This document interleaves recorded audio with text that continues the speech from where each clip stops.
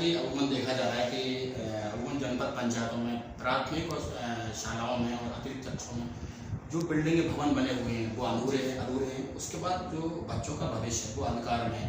क्या कहेंगे सर, कुछ संज्ञान में है आपके? जी बिल्कुल, ये अभी अभी मेरे संज्ञान में पिछले कुछ दिनों से मीडिया के द्वारा संज्ञान में लाया गया है कि जो लगभग 10 साल पहले जो अतिरिक्त कक्ष स्वीकृत हुए थे, विशेषकर उसमें ग्राम पंचायतों ने राशि का उपयोग कहीं और कर लिया है या फिर उसका उपयोग नहीं किया है और मौके पर कोई भवन अतिरिक्त कक्ष नहीं बने हैं, इस तरह की शिकायत आ रही है। मैं उसकी मौके पे जाकर ही बता पाऊंगा कि क्या स्थिति है। अपनी पूरी इंजीनियरिंग टीम है, उससे मैं क्रॉस चेक कर पाऊंगी कि आखिर वस्तु स्थिति क्या है, मौके पे भवन है नहीं है। यदि नहीं है तो उस स्थिति में निश्चित रूप से वसूली की कार्रवाई होगी। जैसा कि मैं मानता हूँ सर, बंसल न्यूज़ मानता है कि अभी आपने ज्वाइन किया है बेगम में, लेकिन इससे पूर्व में भी बंसल न्यूज़ सीओ थे उनको अवगत करा चुका है। जैसे कि आपने बंसल न्यूज़ से वादा किया है कि पूरा वास्तविक स्थिति देखी जाएगी, ग्राउंड जीरो पर पहुंचा जाएगा। इस मामले में सचिव सरपंच जो भी थे पहले, अगर इस मामले में लिप्त पाए जाते हैं, क्या उनके खिलाफ कठोर कार्रवाई की जाएगी? निश्चित रूप से एक बेसिक प्रक्रिया है। यदि मान लीजिए उनने 420 अगर की है, मान लीजिए कोई वित्तीय अनियमितता की है, तो निश्चित रूप से नियम ही हमारे विभाग का कि यदि होती है तो कई सरपंच अभी भी कार्रवाई चल रही है, कई सचिव निलंबित हैं, कई सचिव सेवा से बर्खास्त हो चुके हैं, तो निश्चित रूप से उन पर कार्रवाई होगी, कोई किसी को नहीं छोड़ा जाएगा। यदि इसमें दोषी हैं तो कार्रवाई होगी, इसमें कोई दो राय नहीं। सर जैसा कि आप भी जानते हैं कि केंद्र सरकार और राज्य सरकार शिक्षा पे बड़ा ध्यान दे रही है। उनका यही कहना है कि कोई भी बच्चा छूटे ना, पढ़े और देश और प्रदेश का नाम रोशन करे। ऐसे में अमूमन देखा जा रहा है पंचायतों में जो भी नवीन भवन बने हैं, अतिरिक्त प्राथमिक शाला है, माध्यमिक शाला है, वो अधूरी पड़ी हुई है। ऐसे में आप मानते हैं कि बच्चों का भविष्य अंधेरे में होगा या वो अपनी पढ़ाई पूरी नहीं कर पा होंगे? देखिए, हम दो शिक्षा का जो विषय है वो दरअसल शिक्षा का पिलर अगर हम फील्ड पे माने तो दो पिलर्स हैं उसके, एक इंफ्रास्ट्रक्चर और दूसरा उसका जो शिक्षक हैं उनको पढ़ाने वाले वो।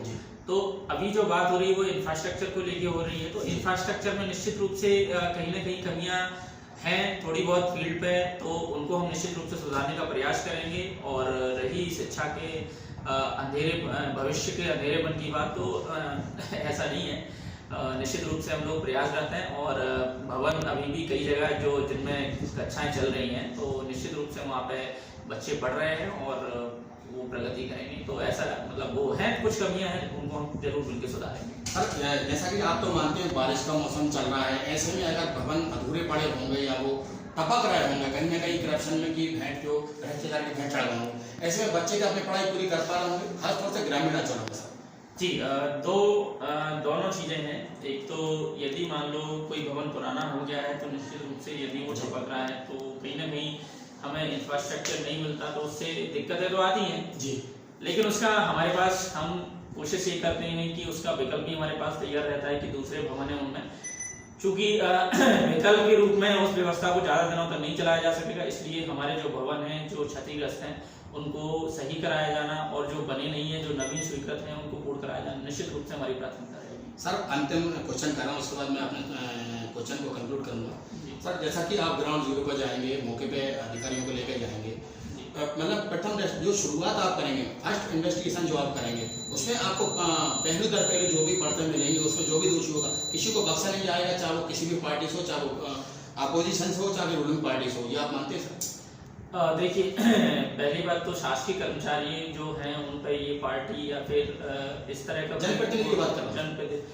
जनप्रतिनिधि भी चुन के आते हैं तो वो भी शासकीय सिस्टम के अंग हैं। अगर उन्होंने अनियमितता की तो निश्चित रूप से अनियमितता की श्रेणी में जो भी आता है वो निश्चित रूप से उसका वो भी होगा। अच्छा सर, ऐसे में कब तक कार्रवाई हो जाएगी, क्या माने सर? जी मैं अपनी प्रक्रिया पूरी कर लेता हूँ, पहले इसमें छानबीन कर लेता हूँ क्या स्थिति है पुराने दस्तावेजों के आधार पर। अभी मैंने प्रकट में बिल्कुल नहीं देखा है, मैं प्रकट में पूरी तरह से देखूंगा पहले क्या बारीकियां हैं, क्या चीजें निकल के आती हैं, जो भी चीजें जो भी ग्रुप्स निकल के आते हैं उसके आधार पर ही कुछ आता ये है बेगमगंज जनपद सीओ आशीष जोशी जी, जिनका साफ तौर पर मानना है कि इंफ्रास्ट्रक्चर जो उन्होंने बात की है, उनका ये भी कहना है जो भी दोषी होगा उन पर सीधी कार्रवाई की जाएगी। हालांकि उनका यह भी कहना है कि अभी अभी उन्होंने बेगमगंज जनपद का कार्यभार संभाला है, ऐसे में बंसल न्यूज ने उनको अवगत कराया है।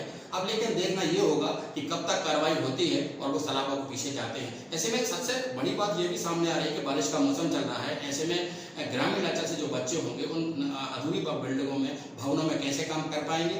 और मैं यहाँ पर अपने बंसल न्यूज़ के दर्शकों को बता दूँ कि जहाँ तक बैठने की बात होती है बच्चों के साथ, जब स्कूल में अगर व्यवस्थाएं इंतजाम नहीं होंगे, माकूल इंतजाम नहीं होंगे, तो ऐसे में लगता है कि बच्चे अपनी पढ़ाई नहीं कर पाएंगे और वो सीधे अहंकार में चले जाएंगे। वीडियो जर्नलिस्ट अनिल के साथ राशिद मीर, बंसल न्यूज़, बेगमगंज।